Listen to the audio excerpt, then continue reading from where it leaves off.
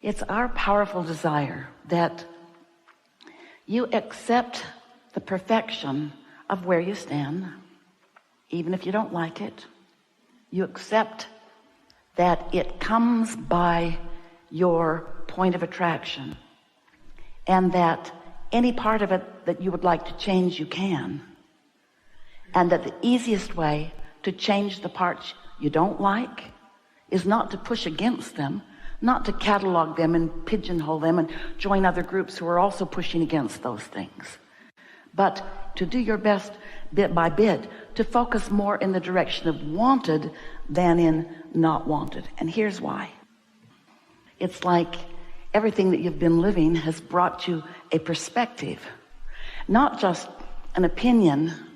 That is a perspective, and everybody's got that, but a point of attraction perspective is what we're talking about, where you've lived life and you've observed it, and then you've talked about it, you've sort of calibrated to it, you've isolated it by focusing on it, and in many cases defended it.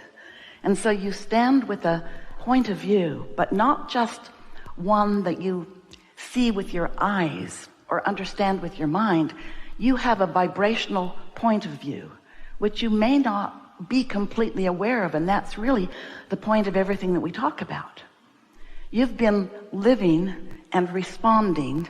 That's mostly how you got your point of view. A sort of knee-jerk reaction is what most people's point of view is about. And so sometimes when you're noticing things that you don't like, that you sort of don't like or really don't like, most humans develop a stance of pushing hard against that, not realizing that when you do that, it accentuates that point of view and makes that point of view more of what comes to you. So your opinions or your point of view feel so valid to you, and they are, because your life keeps proving your focused point. If you think that, if you believe that, the law of attraction keeps bringing you things like it, not because it's what you want, but because it's what you've been focused upon, and it's what you're offering vibrationally. An easier way to hear it is because you believe it. An even stronger way to hear it is because you expect it. Jerry used to say, especially in the beginning, he argued with us quite a bit about why would someone behave that way? And we would say, well, that's not really your work. Well, it felt like it was his work because it was in his atmosphere, sometimes in his face. And the point he argued the most often was, I didn't really expect that person to behave that way until I observed their behavior. And then I expected it. And so his point, he didn't get far with it because we're stubborn. His point was, it showed itself to me before I believed it. And while that very often may be exactly what happened to you, you were born into a family, they had beliefs, they behaved in a certain way, they behaved toward you in a certain way, and you developed a point of attraction about how you fit into that family or into that city or into the world. In other words, we get why you do it. We just want you to remember that there is another way that you can be in this world. You can observe it and choose from what you're observing and focus deliberately upon the parts that you are observing that you want to perpetuate in your experience and in the world at large. You don't have to just be a regurgitator. You are a creator. You came to observe, yes, and to decide personally. That matters. Your point of view matters. You get to choose. And once you have chosen, to focus in the direction of what you are choosing rather than in its opposite. Why would anyone choose to focus in opposition to what they really are choosing? Well, it's just a habit. It's a habit for this reason. You were born with these magnificent senses or abilities to perceive. You see and hear and smell and taste and touch. And what you don't realize maybe is that in what you see, you are translating vibration into what you see. What you hear, you're translating vibration into what you hear. Your senses are helping you to translate meaningfully to yourself. Well, that's compelling, isn't it? That reality, that's compelling. We get why you want to focus upon it. Much of it is delicious, and all of it matters, because how are you going to know what you do want unless you're able to taste a little bit or maybe a lot about what you don't want?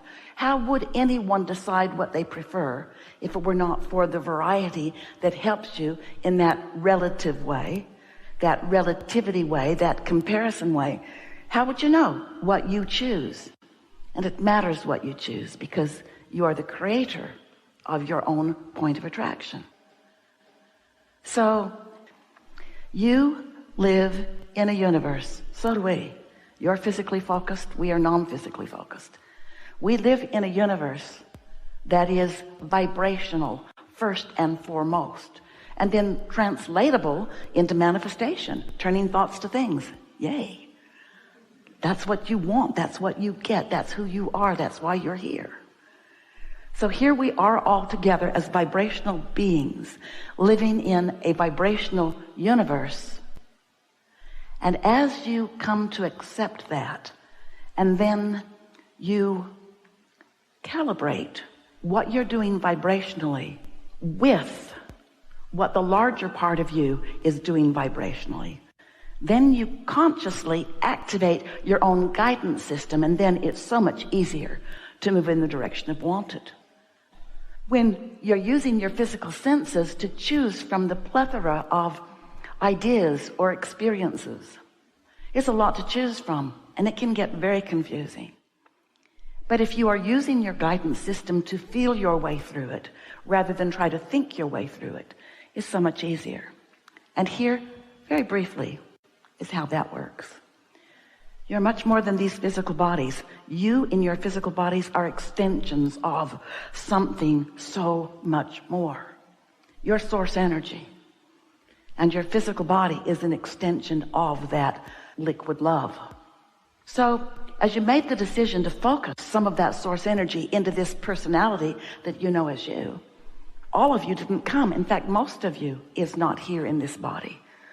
The larger part of your perspective remains non-physically focused while you are here having your important experiences, but not without the awareness and the adoration and the appreciation of that larger part of you. So every conversation you have, your inner being is aware, in on it. Everything you do, everything you think, you are an extension. You can never separate yourself from that perspective. And that perspective, if you could just take that perspective and sit it in a chair in physical form, that perspective of you would be your very best friend ever, ever, ever, ever, ever. And here's why. That perspective of you knows you, first of all. Aren't you always wanting somebody to get you? Knows you, adores you, roots for you, knows the ever-changing life experiences that you're going to live, and supports you in everything that you do, knowing that you can't get it wrong and that you never get it done. And so that non-physical part of you is having a vibrational response to whatever it is that you are about in any moment in time, as are you.